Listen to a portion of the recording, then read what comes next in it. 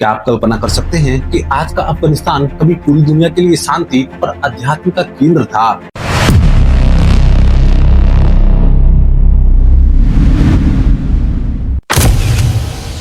एक ऐसा दौर जब चीन से लेकर रोम तक के व्यापारी यहाँ रुकते थे और यहाँ की गुफाओं में हजारों भिक्षु ध्यान लगाते थे।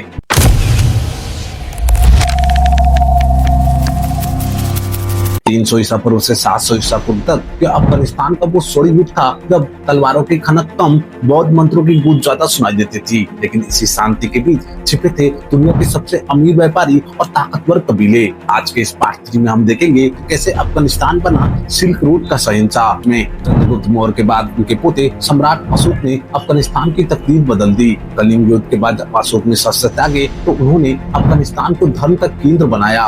कांधार में अशोक के ऐसे शिलालेख मिले हैं जो यूनानी और अरामी भाषाओं के लिखे गए थे। यह सबूत है कि उस वक्त का अफगानिस्तान कितना पढ़ा लिखा और बहुभाषी समाज था। मौर्य काल में अफगानिस्तान में पहली बार बड़े बड़े पैमाने पर सड़कें और सराय बनी, जिससे व्यापार को नई ऊंचाइयां मिली। मौर्यों के जाने के बाद मध्य एशिया में एक खानाबदोश कबीला आया। इन्हीं में से निकले कुषाण और इनके सबसे महान राजा हुए कनिष्क। कुषाणों ने अफगानिस्तान को अपनी राजधानी बनाया और उन्होंने चीन से लेकर रोम तक जाने वाली रेशम मार्ग पर कब्जा कर लिया और गुजरने वाले व्यापारी से टैक्स लिया जाता था, जिससे अफगानिस्तान सोने से भर गया। इसी दौर में बामियान की पहाड़ियों को काटकर दुनिया की सबसे ऊंची बुद्ध प्रतिमा बनाई गई। ये सिर्फ मूर्तियां नहीं थी, ये कुषाणों की अमीरी और कला का प्रदर्शन था। यहीं पर यूनानी कला और भारतीय अध्यात्म का मिलन हुआ। पहली बार बुद्ध को इंसानी रूप में दिखाया गया, जिनके चेहरे पर यूनानी देवताओं जैसी चमक थी। लेकिन हर स्वर्ण युग का अंत होता है। 5वीं सदी के उत्तर में सफेद हूड़ के हमले शुरू हुए। उन्होंने मठों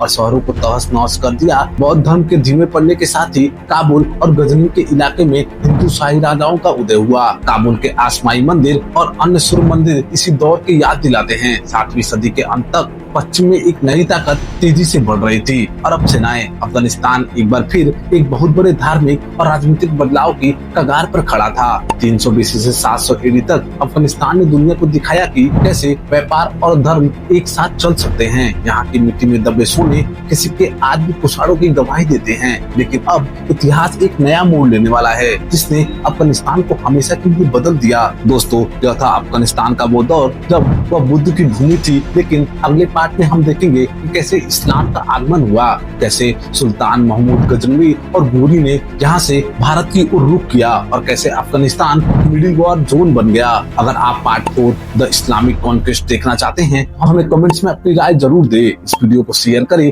और इतिहास की इस कड़ी को पूरी करने के लिए हमारे साथ जुड़े रहें।